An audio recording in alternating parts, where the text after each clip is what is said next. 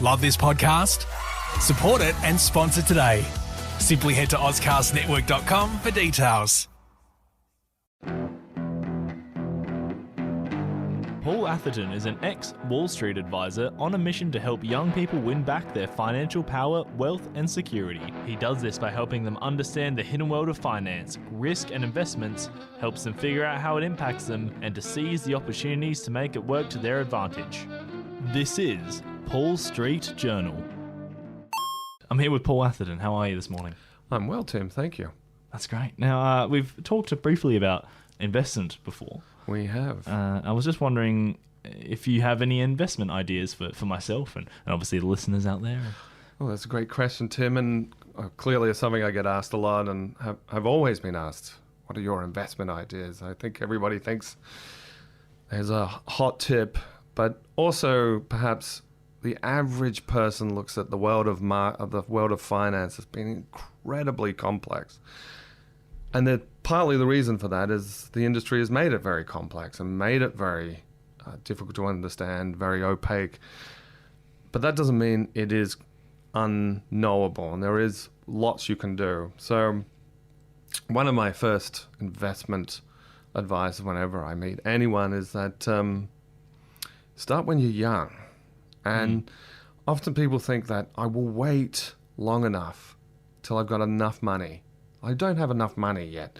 And I tell people that's equivalent to saying, I'm not going to go to the gym until I'm fit enough.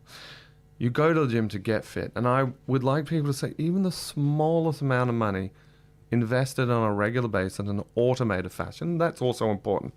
Make it automated so that you don't miss the money.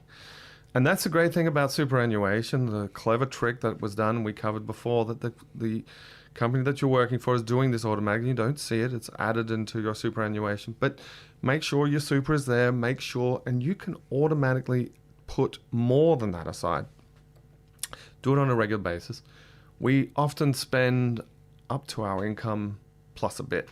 Now, take that bit out, put it automatically without thinking. Think of it like a tax that you never touch, you never spend, you'll never miss it. And then you get the advantage, because you started when you were young, the magic of compounding, and you will not believe how powerful that can be. Regularly putting small amounts of money aside for long periods of time is an absolute brilliant thing you can do for yourself. Incredibly powerful. So if I'm investing money regularly, should I try and pick these stocks? The next Apple, let's say, can I optimize the money that I'm putting away? Yeah, I think that is sort of the flip side. There is the one that says, I don't understand anything, let me give it to the money manager. And then there's the other side which says, let me pick the stocks. Like, I really think Apple's going to take over the world, or I think the newest thing, depending when this goes live, was Bitcoin. I'm going to put my money in Bitcoin.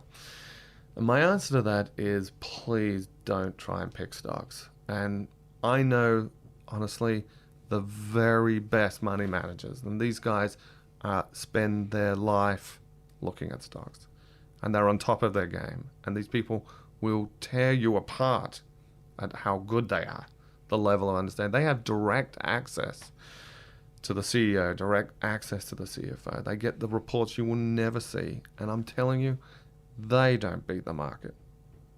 Okay, and what that means, don't beat the market, means what every money manager does is they want to beat the index. And an index, we can use the S&P 500. It's a conglomerate of 500 of the biggest stocks in the United States that represent the United States economy.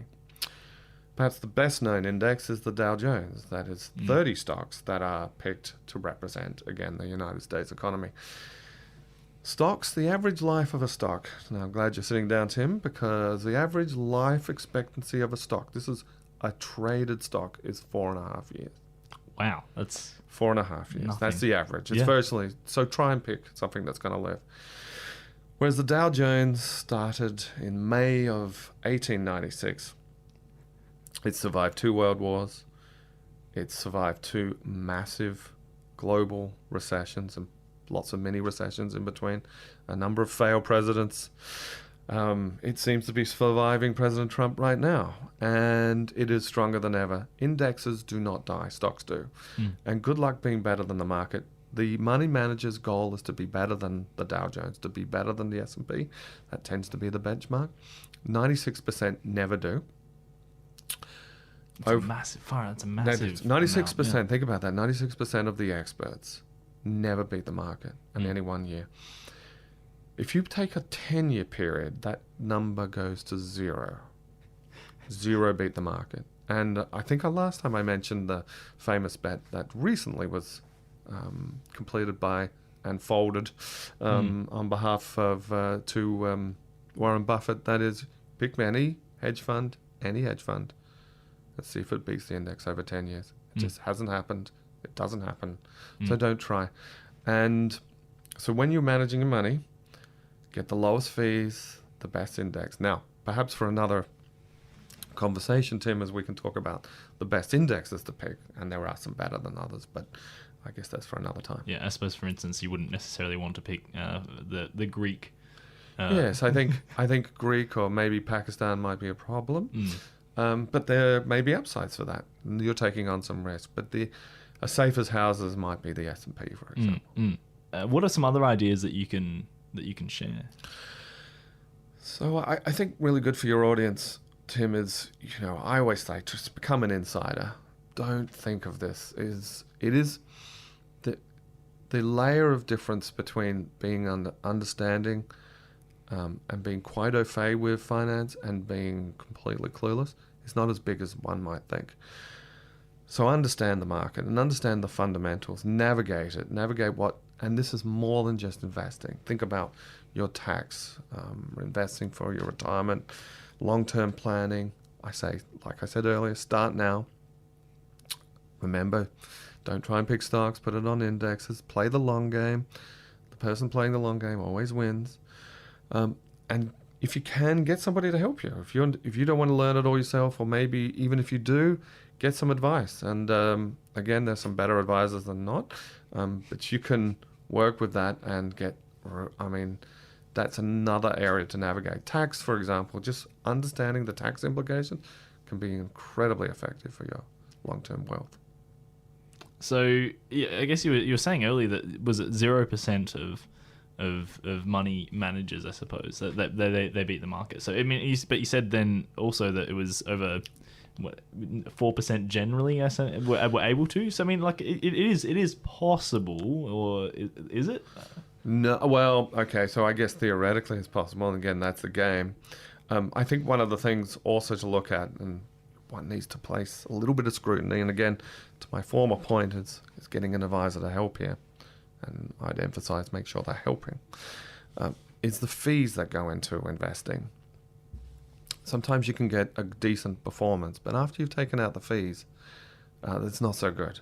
And one of the biggest, the bet that I mentioned earlier, that was massively in favor of Warren Buffett, part of the problem was the fees that were taken out. The people that are trying to beat the market and not, I was charging a lot of fees for that. And not only that, but they spy and sell. I've got a lot of clients and I've looked over their portfolios from their previous managers, and they are in and out of stocks like it's going like a merry-go-round. I can't believe it.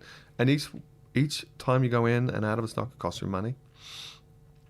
The fees, there are hidden fees, as you see. There are fees that say this, but then it's hidden within. It's hidden within open.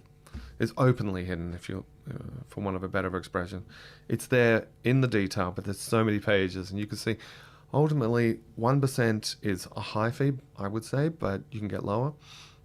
But a lot of the people I've looked over, the fees are probably closer to 3%, and that has an enormous long-term impact on your wealth accumulation.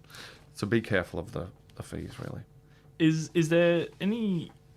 something I was considering when you were discussing was compounding. Is there a way that I can turn my investment into an income? Should I be withdrawing from that, or should I just basically start now, not touch it till I'm retiring, kind of thing? Yeah, that's the best. If you keep touching it, you're taking away from your capital base. So, the three elements are take the money out, small tax, straight into your account. Pick an index and make sure it's low fees and do it regularly. Simple. And I will guarantee you, over 10 years, you will not believe the wealth accumulation. It's unbelievable. I often take people over a quick spreadsheet to show what 10, 20 years will do of compounding interest. It's quite phenomenal. And that's why, again, to my former point, take the fees out, because small percentages over a long time is the magic of compounding. Huge difference. All good. Well, thank you for discussing some tips and I guess a bit more in depth of investment today. It's been lovely having you. Thanks, Tim. It's been great to be here. Paul Street Journal. Love this podcast? Support it and sponsor today. Simply head to AuscastNetwork.com for details.